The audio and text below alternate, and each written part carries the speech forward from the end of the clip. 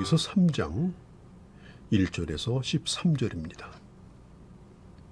시내 광야에서 하나님께서 인구조사를 명하실 때 이 레위 지파를 제외한 12지파 20살 이상 된 남자를 계수하고 그리고 진영과 행군하는 위치를 정해 주었습니다. 그런데 이것으로 끝나지 않았습니다. 민수기 3장 4장에 보면 인구조사에서 제외되었던 이 레위지파 사람들을 별도로 계수하게 하십니다. 3장에 보면 태어난 지 한 달 이상 된 레위 남자 수를 헤아리도록 명령하셨습니다. 그리고 4장에 보면 30살에서 50살 된 30세에서 50세 사이의 레위 남자들을 다시 또 헤아리도록 명령을 하셨습니다. 자, 레위 지파에 속한 한 달 이상 된 남자의 수를 이 헤아리라고 하는 것은, 자, 이런 사람들이 나가서 싸울 수 있겠습니까? 이것은 군사적인 목적과는 다른 목적이 있었겠죠.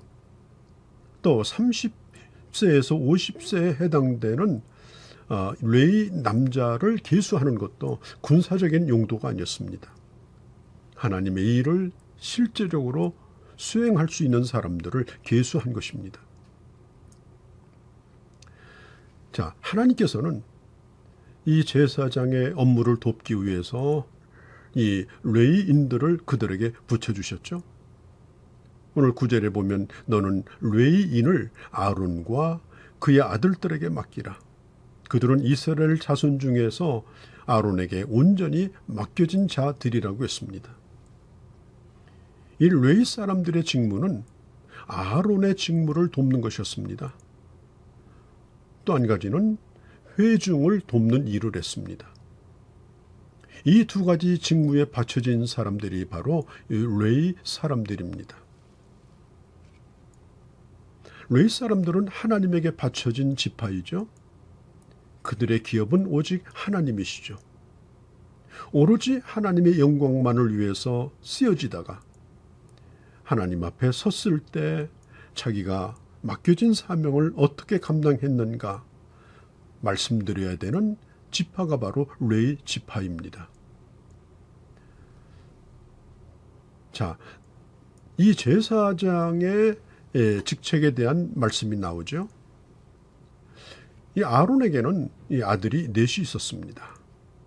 그런데 첫째 아들과 둘째 아들은 나답과 아비후는 하나님의 뜻을 무시하고 자기 마음대로 하다가 결국은 죽임을 당합니다. 제사장은 이 번제단의 불은 하나님께서 친히 붙여주시는 불이었고, 그리고 그 불이 꺼지지 않도록 계속해서 그 불씨를 지키고 또 그 불씨를 가지고 하나님의 그 성소에서 필요한 모든 것들을 열을 내기도 하고 태우기도 하고 또 빛을 내는 일에 사용을 했습니다. 그런데 그들이 번제단의 불을, 공인된 불을 가져다 쓰지 아니하고 다른 데 있는 불을 갖다가, 향단에 있는 불을 갖다가 붙이려 하다가 결국은 하나님의 징계를 받게 되어집니다. 하나님의 일을 하는 사람들은 다른 불을 조심해야 합니다. 자기 방법대로, 자기 생각대로, 자기 요령대로 하나님을 섬기지 않도록 조심해야 합니다. 특별히 편리하게 내 생각에 좋도록 하나님보다는 사람을 기쁘게 할 마음으로 하나님의 일을 하지 않도록 조심해야 합니다. 나답과 아비후도 모세와 함께 시내산으로 하나님을 경배하도록 허락을 받았던 사람들입니다. 또 제사장의 직분을 받았습니다. 그런데 결국 그런 변고를 당한 것이죠. 두 아들이 죽었을 때 아론은 몹시 슬퍼했습니다. 견딜 수 없는 슬픔으로 흐느끼며 통곡을 했습니다. 그때 하나님께서 아론에게 울지 말라고 했습니다. 두 아들이 죽었는데 아버지가 어떻게 울지 않습니까? 그래도 하나님은 울지 말라고 했습니다. 왜냐하면 죽을 자가 죽었기 때문이라는 것입니다. 그만큼 하나님의 성전을 지키고 그리고 예배를 돕고 그리고 하나님의 백성을 섬기는 일이 중요하다라고 하는 것을 가르쳐주고 있는 것입니다. 그래서 마지막 아들인 엘르아살과 이다말이 제사장의 직분을 이어받아서 하게 되어집니다. 자, 이 레위 사람들은 성막 봉사자들이기 때문에 전쟁터나 일터에 있지 아니하고 6절에 있는 것처럼 오직 하나님 앞에서만 섬겼습니다. 성경은 말합니다. 하나님 앞에 서서. 그들은 늘 대기하고 있습니다. 그리고 하나님을 시정을 듭니다. 이 레위 사람들은 성막을 지키는 일과 그리고 성막을 옮기는 일, 그러니까 해체하는 일, 이동하는 일, 그리고 조립해서 다시 세우는 일, 그 다음에 그 성막을 지키는 일, 그리고 성막 안에서 이루어지는 그 예배를 돕는 일을 이 레위 사람들이 했습니다. 이 성막을 지키는 이 직무가 3장에, 그리고 성막을 옮기는 직무에 대해서 4장이 이걸 잘 설명을 하고 있습니다. 또한 성막을 지키는 이 직무는 사람을 죽일 수 있는 권리까지 주었습니다.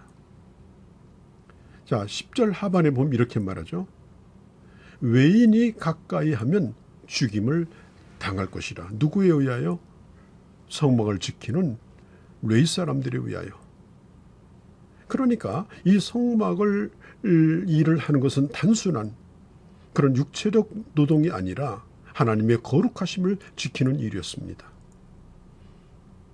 그래서 허락하지 않는 사람이 성막에 무단으로 들어오려고 할 때, 또 경고를 무시할 때 그들을 죽일 수 있는 권한까지 주었다는 것은 레위 사람들 자신도 하나님의 성막의 일을 바르게 감당하지 못하면 그들 자신도 죽을 수 있다는 사실을 의미하는 것입니다. 그것은 아론의 아들인 나답과 아비후의 죽음을 통해서 보여주고 있죠. 그리고 4장에 보면 하나님께서는 이 성막의 기구를 옮기는 이 고핫 자손에 대한 경고도 하십니다. 4장 15절에 보면 그러나 성물을 만지지 말라. 그들이 죽으리라고 말했습니다. 거룩하신 하나님을 섬길 때 부주의함으로 경솔함으로 그 일을 하는 사람도 아주 심각한 위험을 초래할 수 있다라고 경고하십니다. 에레미야서 48장 10절에 보면 에레미야는 이렇게 선포했죠. 여호와의 일을 게을리하는 자는 저주를 받을 것이요. 여러분, 하나님의 일을 한다라고 하는 것은 여가선용이 아닙니다. 단순히 즐기는 자원봉사가 아닙니다.